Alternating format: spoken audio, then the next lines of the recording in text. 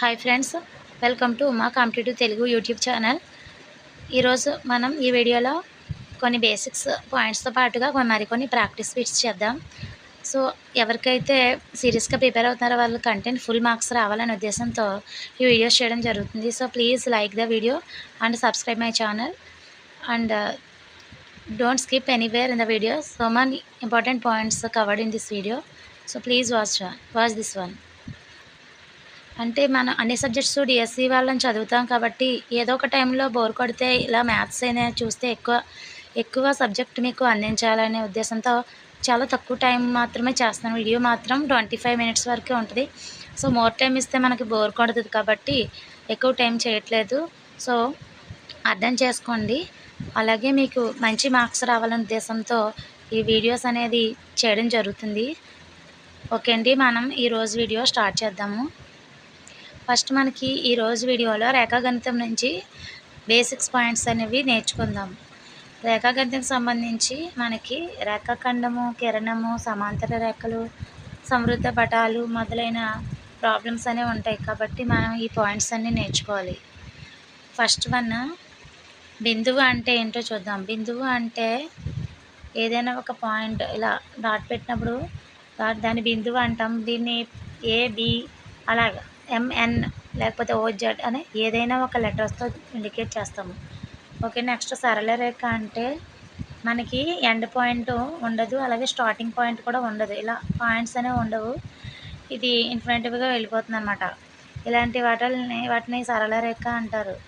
Okay అండి. Line అంటే no starting and end, so అంతిమ, తొలి, చివరి బిందువులు ఉండవు, దీన్ని సరళ రేఖలు అంటారు. నెక్స్ట్ సరికి బిందువులు అంటే కొలీనియర్ పాయింట్స్.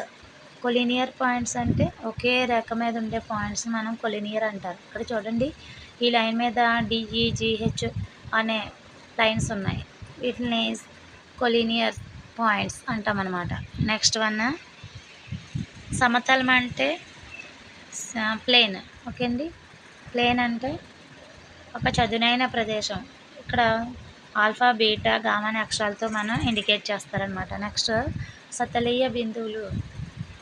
ఒకే సమతలంలో ఉండే బిందువులను సతలీయ బిందువులు అంటారు.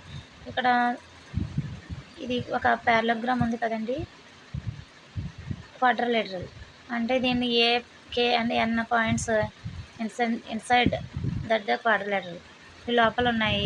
బీసీ అనే పాయింట్స్ బయట ఉన్నాయి.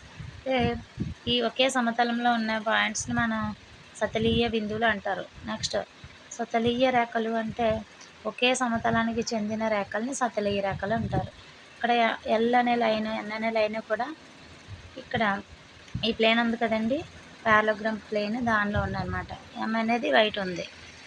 నెక్స్ట్ వన్, అణుశక్త లేదా సమ్మిళిత రేఖలు. అణుశక్త రేఖలు అంటే ఏవైనా 3 కన్నా ఎక్కువ రేఖలు ఒకే బిందువు నుంచి వెళ్తుంటాయి. ఇక్కడ పి అనే బిందువు ఉంది చూడండి, పి అనే point, there are so many lines passing through that P point. So P is called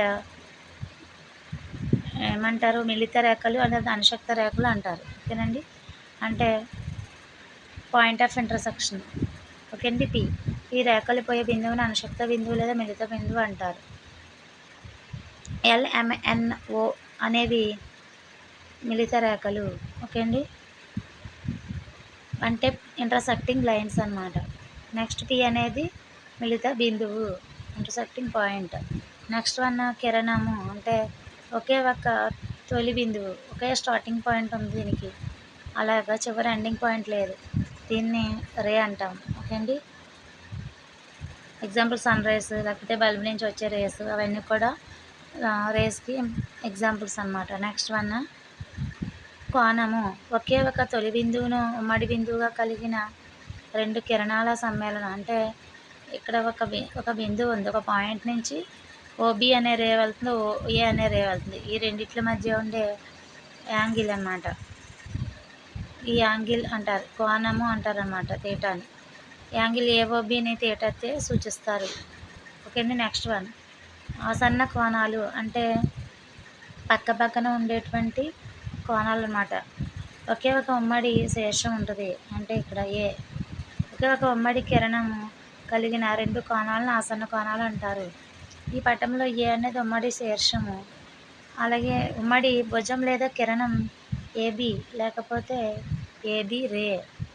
ఉమ్మడి భుజం మనకి ఏబి రే అవుతుందంటే ఏసీకి ఏడీకి కూడా కంబైన్డ్గా ఉంది ఏబి రే. నెక్స్ట్ ఇప్పుడు యాంగిల్ బిఏసి బిఏడీలు ఏమవుతాయంటే ఆసన్న కోణాలు అవుతాయి. యాంగిల్ ఏబీకి ఆసన్న కోణాలు, యాంగిల్ బిఏసి అలాగే యాంగిల్ బిఏడీలు. ఓకే అండి. నెక్స్ట్ పాయింట్ శీర్షాభిముఖ కోణాలు. ఒకే ఒక ఉమ్మడి శీర్షం గల ఎదురెదురు కోణాలు. శీర్షాభిముఖ కోణాలు అంటే ఇక్కడ పాయింట్ ఓ ఉంది, దానికి ఎదురెదురుగా ఉన్నాయి చూడండి ఉమ్మడి శీర్షం గల కోణాలు. యాంగిల్ పిఓక్యూ ఉంది, అలాగే ఇటువైపు యాంగిల్ ఆర్ఓఎస్ ఉంది. వీటిని శీర్షాభిముఖ కోణాలు అంటారు, అంటే ఆపోజిట్ యాంగిల్స్. ఓకేండి. Next angle POR and angle QOS కూడా శీర్షాభిముఖ కోణాలు. ఓకేనండి. నెక్స్ట్ పూరక కోణాలు.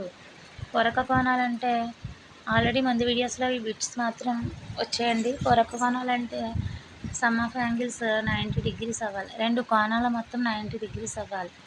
ఓకేనండి. రెండు కోణాల మొత్తం మాత్రమే 90 degrees అయితే పూరక కోణాలు అంటారు. నెక్స్ట్ సంపూరక కోణాలు అంటే రెండు కోణాల మొత్తం మనకి 180 degrees ఉంటే వాటిని సంపూరక కోణాలు అంటారు.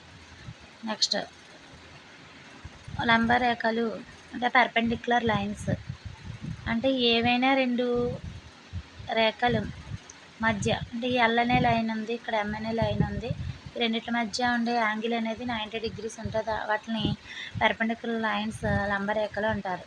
నెక్స్ట్ ప్యారలల్ లైన్స్ సమాంతర రేఖలు. ఎప్పటికీ కూడా ఇంటర్సెక్ట్ అవ్వవు ఈ లైన్స్, ఎప్పుడూ అలా వెళ్ళిపోతూ ఉంటాయి. వీటిని ప్యారలల్ లైన్స్ అంటారు. వీటి మధ్య ఉండే యాంగిల్ ఎంత అంటే 0 degrees. కండి వీటిని ఎల్ ప్యారలల్ ఎంతో సూచిస్తారు. ఫర్ ఎగ్జాంపుల్ డైలీ లైఫ్లో మనం రైల్వే ట్రాక్ ఉంది కదండి, అది సో అలా వెళ్ళిపోతూ ఉంటుంది కాబట్టి ఇది ప్యారలల్ లైన్స్కి ఎగ్జాంపుల్ అనమాట. ఓకే అండి. Next question. నెక్స్ట్ ఒక లంబకోణ త్రిభుజంలో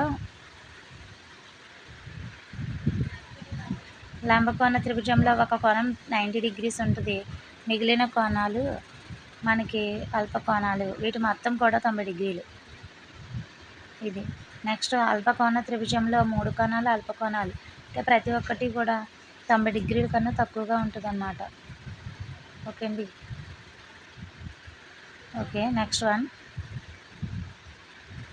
ఇప్పుడు లంబకోణ సమద్విబాహు త్రిభుజంలో ఒక కోణం 90 degrees, మిగిలిన కోణాలు 45 మరియు 45 ఉంటాయి. Next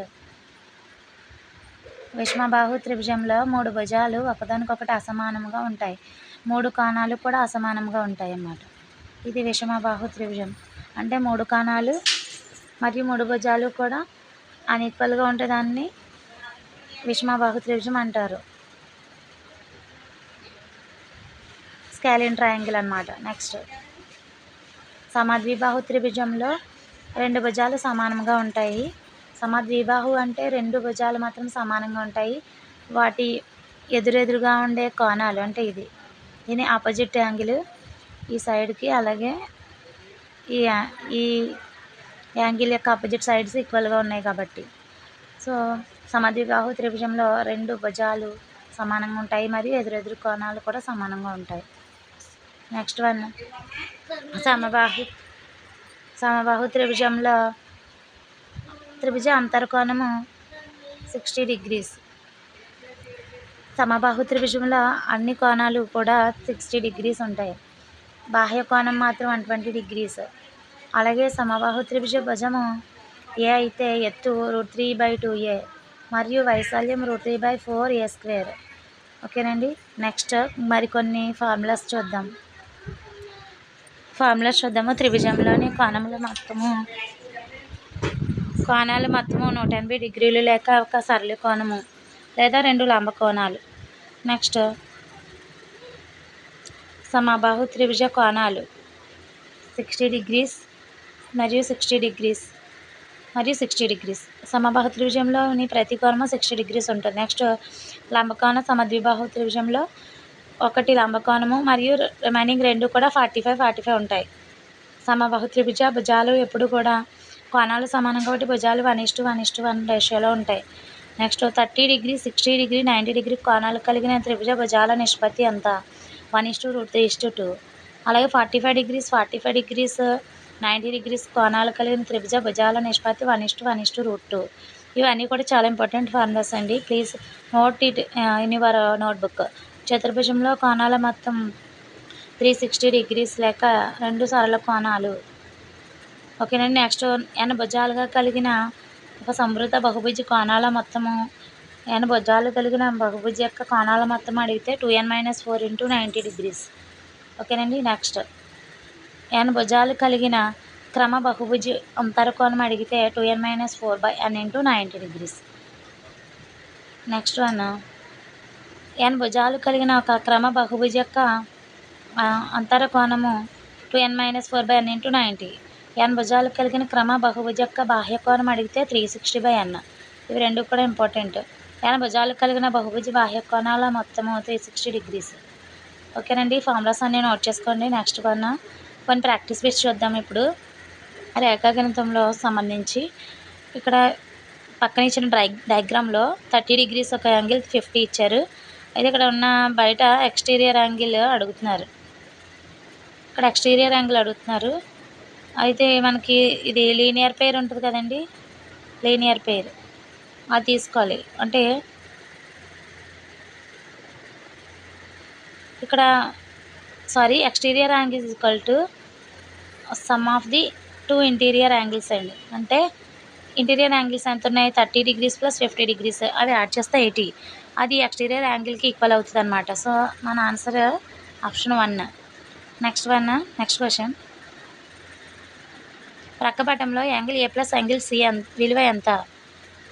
angle A + angle C అంటే యాంగిల్ B దగ్గర 90 డిగ్రీస్ ఉందని ఇచ్చారు. కాబట్టి మన యాంగిల్ A, యాంగిల్ C ఏమవుతాయంటే ఇది 45, ఇది 45 అవుతుంది. ఇవి రెండిట్లు మొత్తం అడిగారు కాబట్టి 90 డిగ్రీస్ అవుతుంది. ఓకేనండి. Next question. పక్కపటంలో త్రిభుజం ఏ రకమైన త్రిభుజము? అంటే ఇది ఒక అల్పకోణ త్రిభుజం. ఓకేనండి. Next 4th bit. ప్రక్కపటంలో యాంగిల్ C విలువ ఎంత? ఇక్కడ ఆల్రెడీ 90 డిగ్రీస్ ఇచ్చారండి. ఇది 45 ఉంటుందండి. So remaining angle 45. So our answer is option 4. Next question 5th one. ప్రక్కపటంలో త్రిభుజం ఏ రకమైన త్రిభుజము? అంటే ఇక్కడ చూడండి ప్రతిదీ కూడా 30, 60, 90 ఏ యాంగిల్స్ కూడా సమానంగా ఉండవు. 3 డిఫరెంట్ యాంగిల్స్ ఉంటాయి. కాబట్టి ఇది ఒక విషమబాహు త్రిభుజం.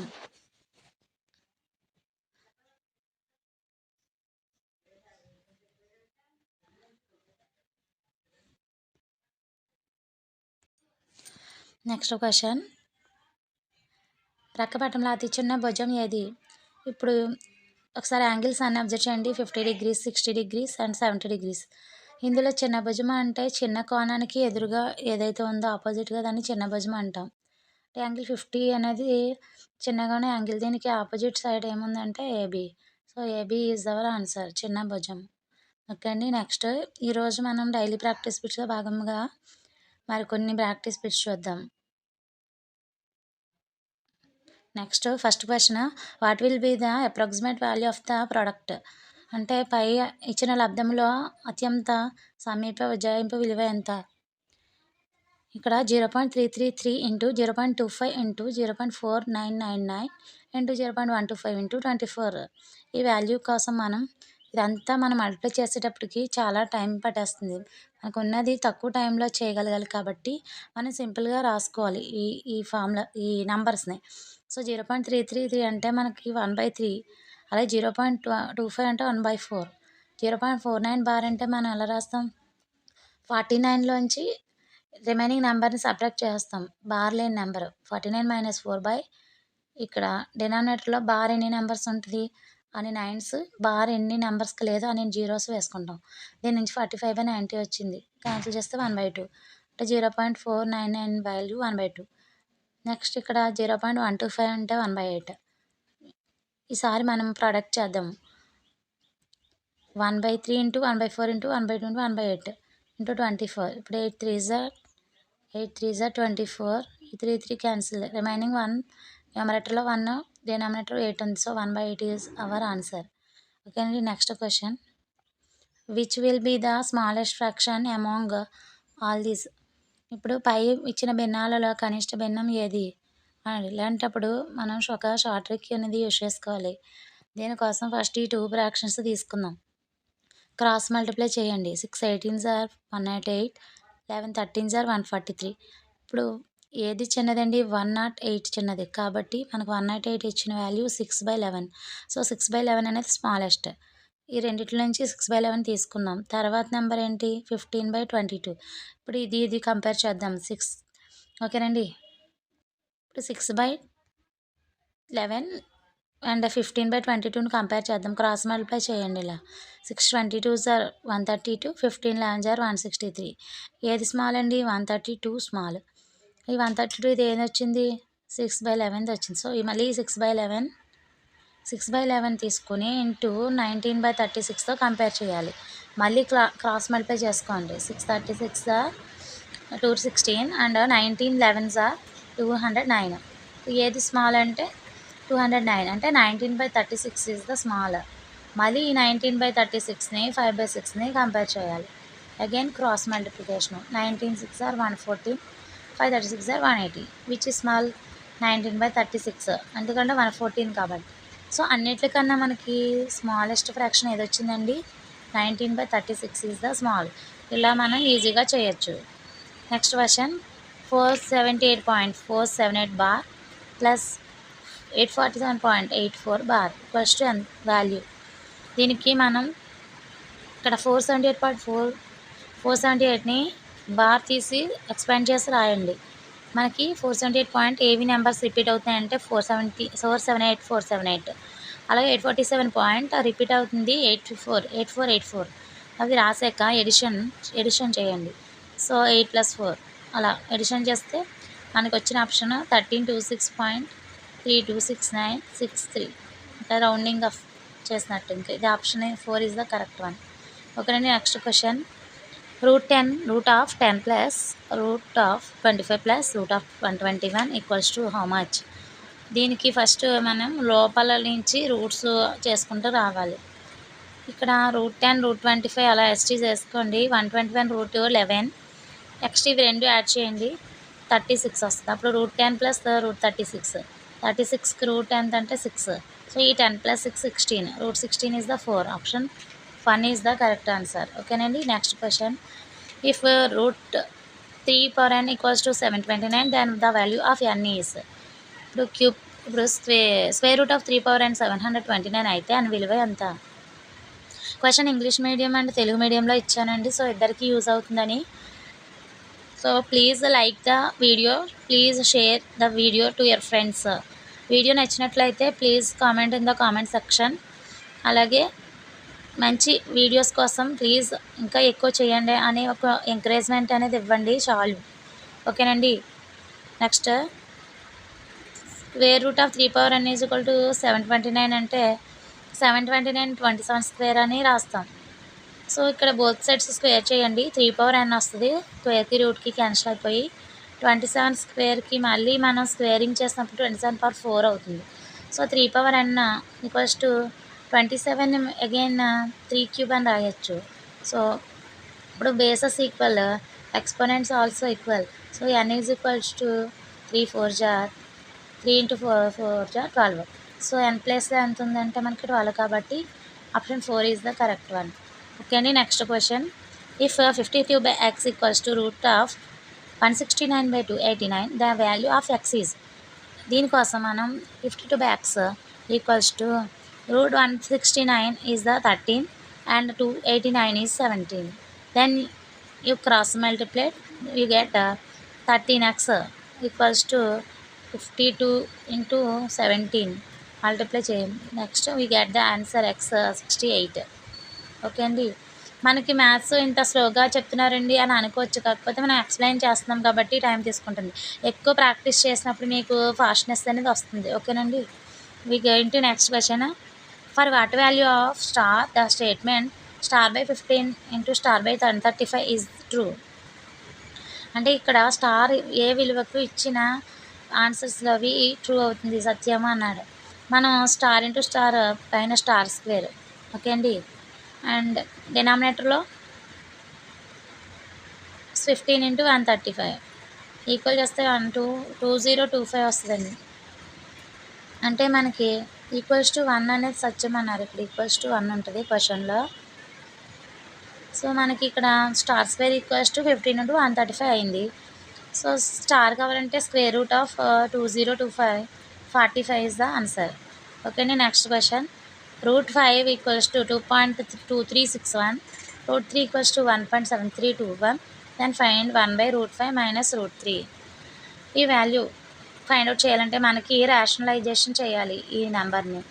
1/√5 మైనస్ √3కి రేషనలైజ్ ఎలా చేస్తామంటే డినామినేటర్లో ఏది ఉందండి, √5 మైనస్ √3, దానికి రేషనలైజింగ్ ఫ్యాక్టర్ అనేది √5 ప్లస్ √3 అవుతుంది.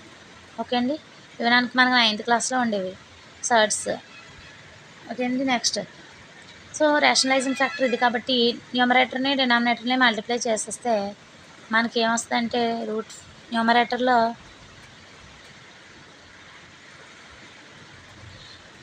న్యూమరేటర్ √5 ప్లస్ √3 పై డినామినేటర్ √5 స్క్వేర్ మైనస్ √3 స్క్వేర్ వస్తుందండి. స్క్వేర్ రూట్ 5 మైనస్ 3 అంటే 2, అంటే న్యూమరేటర్ √5 ప్లస్ √3/2 వచ్చింది. ఓకే అండి. సో దాని సింప్లిఫికేషన్ చూద్దాం. ఇప్పుడు √5 అంటే already value given, √3 also given. So you both add them, both of them to be added. 1 + 1 2, 6 + 2 8, 3 3 6 ఇలా యాడ్ చేస్తే 3.9682 వచ్చింది. దాన్ని డివిజన్ చేస్తాము బై 2, అది చూస్తే 1.29841 is the answer, option 2. Okay అండి. Next question. ఫైండ్ √2 ఇలా √2లో నెంబర్స్ ఇచ్చినప్పుడు ఇక్కడ ఎన్ని 2 రాసుకోండి. ఫస్ట్ రూట్లో ఏదైతే నెంబర్ ఇస్తుందో రాసుకోండి. ఇక్కడ ఎన్ని రూట్లు వచ్చాయి చూసుకోండి. 1 2 3 4 1 2 3 4 రూట్స్ వచ్చాయి కాబట్టి 4 రూట్స్ అంటే 2/4 అనుకోండి. 4 రూట్స్ అంటే 16, ఎందుకంటే రూట్ అంటే ఆల్ పవర్ 1/2 కదా, అందుకని మనం 16 వేసుకున్నాం డినామినేటర్లో. సో పైన 16లోంచి 1 తీసేయండి. సో 15 అంటే మన answer 2/15/16 is the correct answer. So ఇది ఫార్ములా అండి, ట్రిక్. అయితే ఇది ఇక్కడ ఇది ప్లస్ నుండి ఇన్ఫినిటీ ఉంటుందండి. ఇన్ఫినిటీ ఉన్నప్పుడు వేరే ఫార్ములా వస్తుంది. ఇది ఇన్ఫినిటీ లేదు కాబట్టి మనం అలా తీసుకున్నాం. ఓకే అండి. Next question. The product of 2 natural numbers is 17, then the sum of the reciprocals of their squares is. అంటే 2 సహజ సంఖ్యల లబ్ధం 17 అయితే వాటి యొక్క విలోమాల వర్గాల మొత్తం. ఇప్పుడు 2 సహజ సంఖ్యల న్యాచురల్ నెంబర్స్ లబ్ధం 17 అంటే 17 ఏ నెంబర్స్కి వస్తుందండి, 1 మరియు 17కే కదా వస్తుంది 17. సో కాబట్టి 2 1 17 అయితే వాటి విలోమాలు reciprocals squares of their reciprocals తీసుకోండి. 1కి 1 స్క్వేర్ 1/17, 17కి 1/17. సో వాటి స్క్వేర్ ఏంటండి, 1 స్క్వేర్ ప్లస్ 1/17 హోల్ స్క్వేర్. వాటిని ఏమన్నారు, సమ్ అన్నారు. ఇక్కడ మొత్తం అన్నారు కాబట్టి మధ్యలో అడిషన్ చేయాలి. చేస్తే 1 స్క్వేర్ 1 ప్లస్ 1/17 స్క్వేర్ ఏమో 289. So you can cross multiplied 289 plus 1 290. Mixed fraction convert into improper fraction అనమాట. ఓకే అండి. Next 290/289 is the answer, option 3. Okay. Next question. 5% of 25% of 1600 rupees is. ఇప్పుడు మనం బ్రాకెట్స్ నుంచి చేసుకుని రావాలి. 1600లో 25% అంటే 1600 ఇంటూ 25/100 వేసుకోండి. 100 16s are cancel, 16 25s are 400 అనమాట. అందులో మళ్ళీ 5% ఎంత అంటే పర్సంటేజ్ 2 zeros క్యాన్సిల్ అయిపోతాయి, ఇంకా 5 4s are 20. So this is the shortest method అండి. ఓకే అండి. So our answer is option 3, 20 rupees. Next question. This is the last question in this video. Please like the video, share the video and subscribe my channel. Okay అండి.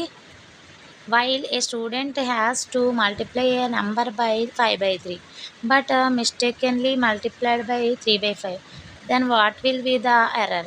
ఇక్కడ ఒక student ఏం చేస్తాడంటే ఒక నెంబర్ని 5/3తో multiply చేయాలి, కానీ బై మిస్టేక్ 3/5తో మల్టిప్లై చేస్తారు. అయితే what will be the error percentage ఎంత ఉంది అని అడుగుతున్నారు. ఓకేనండి, ఎర్రర్ పర్సంటేజ్ ఎంత అంటే దీనికోసం మనం ఏం చేయాలంటే 5/3 ఎక్స్ తీసుకుందాం ఒక నెంబర్. అయితే ఎలా అని నోట్ చేస్తాడు, 3/5 వేస్తారు కాబట్టి వాటి రెండింటి మధ్య డిఫరెన్స్ చేయండి.